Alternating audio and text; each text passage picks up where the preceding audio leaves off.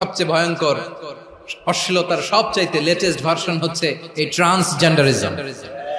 সুস্থ পুরুষ তার বায়োলজিক্যাল গ্রোথকে হরমোন দিয়ে স্টপ করে দিয়ে সে সার্জারি করে নারী হতে চায়, সুস্থ নারী পুরুষ হতে চায়।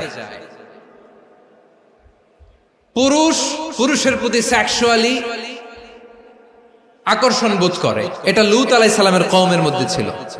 এটাকেও আল্লাহ কোরআনে ফাহিশা বলেছেন।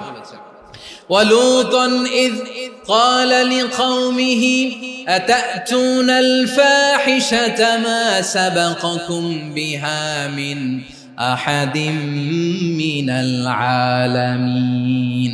লূত আলাইহিস সালাম বললেন, তোমরা কি এমন এক অশ্লীল কার্যক্রমে ডুব দিলে নাকি যেটা গোটা বিশ্বের কেউ কখনো করে নাই, তোমরাই প্রথম করেছো। পড়েন নাউযুবিল্লাহ।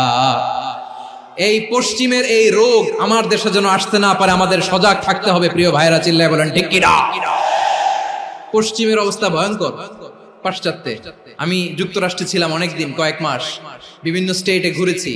গার্ডিয়ানরা উদ্বিগ্ন, ছেলে মেয়েদেরকে, ছোট্ট ছেলে মেয়ে, ওদেরকে জিজ্ঞেস করে, তুমি how do you feel right now inside yourself? তুমি ভিতরে ভিতরে কেমন ফিল করো? তোমার কি ছেলে ছেলে লাগে না মেয়ে মেয়ে লাগে?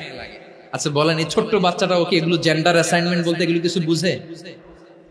এইভাবে মিসগাইড করা হচ্ছে।